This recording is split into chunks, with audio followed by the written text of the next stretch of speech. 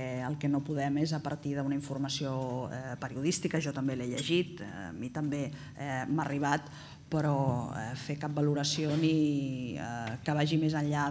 de la prudència. Hi ha indicis molt sòlids de que a Catalunya durant molt de temps hi ha hagut una relació incestuosa entre els interessos públics del Govern de la Generalitat de Catalunya i els interessos privats